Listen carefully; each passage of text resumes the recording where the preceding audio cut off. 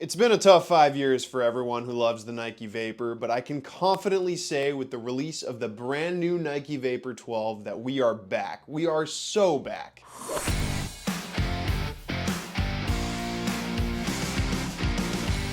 Hey everybody, it's Luca from Rackets and Runners. So if you've been a loyal Nike Vapor user for the last decade or so, you'll know that things changed pretty drastically a few years back. When Nike released the Vapor NXT, they scrapped pretty much everything from the last few generations, and not necessarily for the better. The Vapor 9, 9.5, and 10 were some of the best tennis shoes we've ever seen. Those were all fairly similar, or at least built on really similar lasts, and the real magic with those shoes was their blend of comfort, lockdown, and then the really responsive and nimble feel that they provided. They completely overhauled that design with the NXT, turning the Vapor into somewhat of a concept shoe, and it didn't really work out. What was interesting is that with this version of the top-end NXT, they came out with the first version of what was technically a takedown model, the original Vapor Pro. This was the real spiritual successor to the Vapor 10. It was significantly better than the top-end NXT, which is quite ironic. It also had the same last and outsole as the Vapor 10, and this is the one that everyone defaulted to. All the pros were using it. Rune is definitely still using it. Alcaraz is using an Alcarazified version of it, but yeah, it was popular because it was similar to those last three real Vapors. Then Nike released the Vapor 11, which was a totally different shoe to the NXT, and having said what I said about the NXT, you probably think that's a good thing,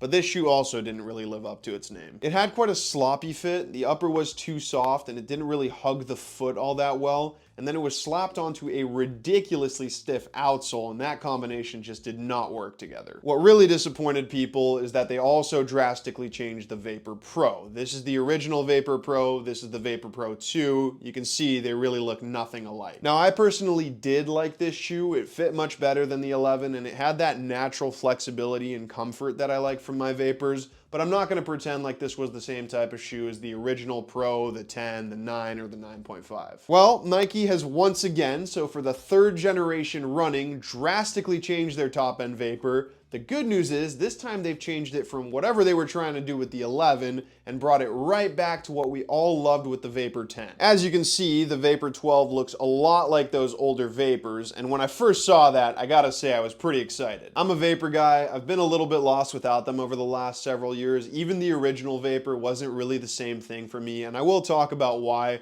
So finally having a worthy successor to the Vapor 10 is pretty exciting. Now, we're also going to talk about the Vapor Pro 3 today because it is very different from the 12, and I don't think it's going to be as popular, but if you like the Vapor Pro 2, you're definitely going to like this shoe. I'm definitely going to talk more about the 12 though. I'm just more excited about it, and like I said, I think a lot more people are going to want to try this one because it's going to feel like home to them. I'm also not going to waste any time comparing this to the Vapor 11. They're just way too different. I will be referring back to the original Pro and the Vapor 10 because that's what this should be compared to. Now let's talk about fit and comfort.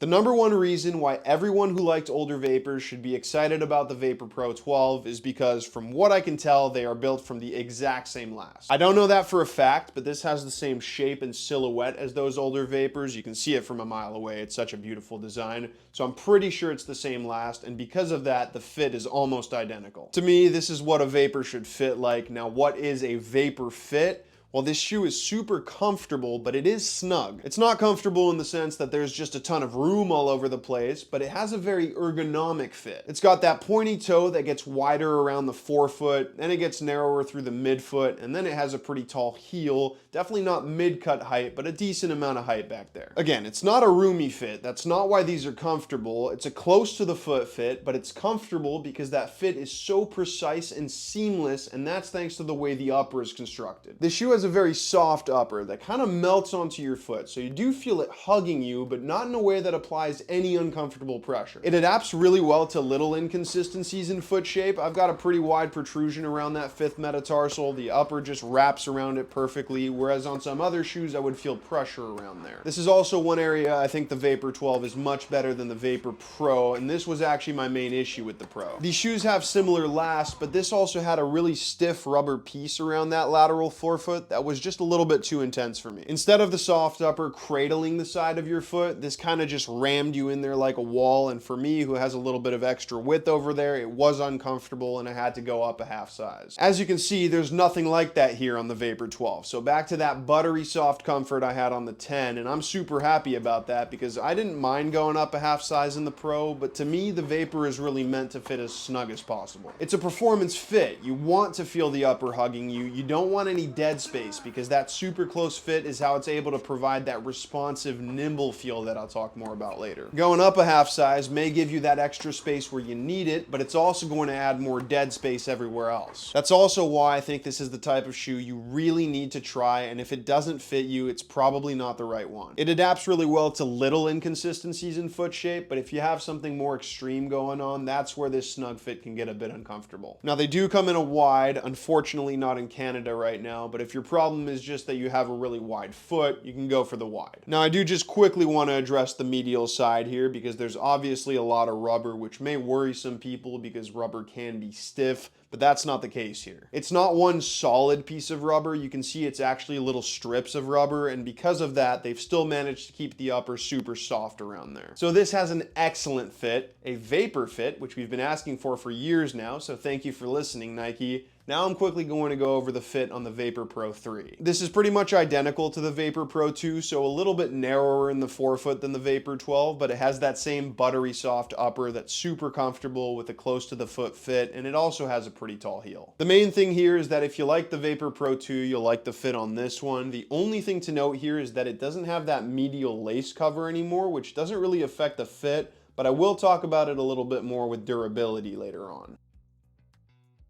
The Vapor 12 doesn't get its support and stability from a big rubber element or a super beefy outsole. It's the type of shoe that feels supportive because it basically becomes an extension of your foot. Again, this is why getting the right size is so important, because when this shoe fits you right, it has such a precise fit that it disappears on your foot and reacts so instantaneously to your input. Now, obviously, the snug fit is part of that, but it also has some of the best lockdown that you can find right now. That good lockdown comes from two things: the higher cut in the heel, but especially this lacing system, which is ridiculously good on this shoe. Now, I haven't done that many shoe reviews, but the way I talk about good lacing systems might end up becoming as much of a meme as my love for the Gravity Pro, because I think a good lacing system is the most important part of a shoe. This is an example of a fantastic lacing system. This is an example of an awful lacing system. The reason this one is so much better is because of the way they've designed this system so that the laces can grab the whole upper and compress it all the way around your midfoot. They didn't get it right on the Vapor 11, they got it absolutely spot on the Vapor 12.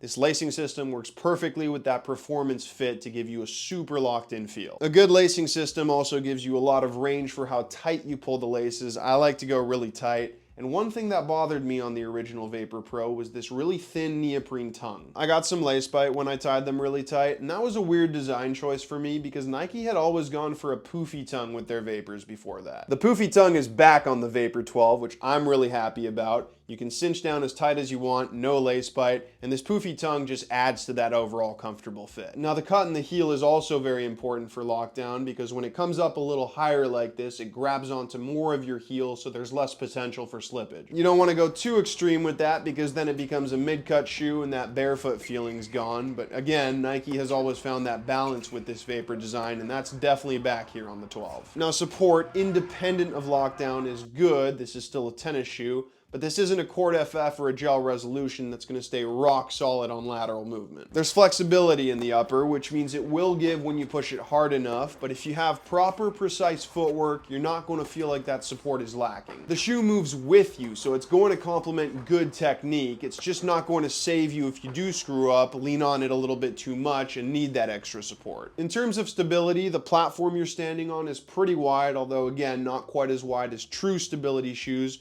But then you are low to the ground. There is this stiff shank going through the midsole, so you feel very grounded with this shoe. They did add this stiffer rubber element here to the lateral side, which does a pretty good job of boosting stability without being too in your face and taken away from that quick and nimble feel these are supposed to have. Now on the Vapor Pro 3, the major improvement coming from the two is in lockdown, and I'm not going to go on another crazy TED Talk about lacing systems. All I'm going to say is that this new one is significantly better than the old one. There's also a pretty poofy tongue here, so no need to worry about lace bite. Where I think these aren't quite on the level of the Vapor 12 is in the extra support and stability that the shoe provides. The heel counter is a little softer, so you get a bit more movement when you're pushing them from side to side, and then there isn't that same stiff shank in the midsole, so the outsole isn't quite as stable. This is also the exact same midsole, heel, and outsole that was on the Vapor Pro 2, and that's the shoe I originally hurt my ankle with, so maybe there's a bit of bias there, but yeah, the Vapor Pro 12 is definitely more solid than the Pro 3. The beauty of the Vapor is in its movement around the court. Once you've nailed that fit, you've taken advantage of the laces and locked yourself in, you get one of the most precise and nimble shoes out there. Maybe part of it is placebo watching Federer all these years, but these make you want to take extra care with your footwork, use better technique. They make you feel like you're dancing around the court. They're not particularly light, but that doesn't really matter too much here. It's not a weightless feel, it's just a precise feel. I keep using that word, but that's the best way to put it. Now, there's not a ton of cushioning here. This is a very raw shoe, as Vapors have been in the past, but that firmer feel is part of why they're so responsive. Sometimes with overly cushioned shoes, you lose a bit of energy while you're stepping. This isn't quite as firm as the original On Roger Pro. That's a shoe I wouldn't even describe as firm, to be honest. I would just say it's straight up hard. This shoe has zoom units in the forefoot and the heel, which does soften things up. This outsole also has that classic Vapor shape to it, which pronates you in a little bit, and then also has a pretty sizable heel to toe drop. The inward angle automatically puts you in the ready position, and then that drop keeps you on your toes, so both these design elements complement proper tennis footwork. Now, when I say these are quick and nimble, I'm talking specifically about footwork, not necessarily for scrambling around the baseline or running up to the net. Remember, they're not super light. This weighs 388 grams in a size 9.5 US, and for those of you whose game involves running for every ball, sub 350 gram shoes do tend to be a bit better for that. Comparing this to the original Vapor, this weighs 318 grams in a size 10.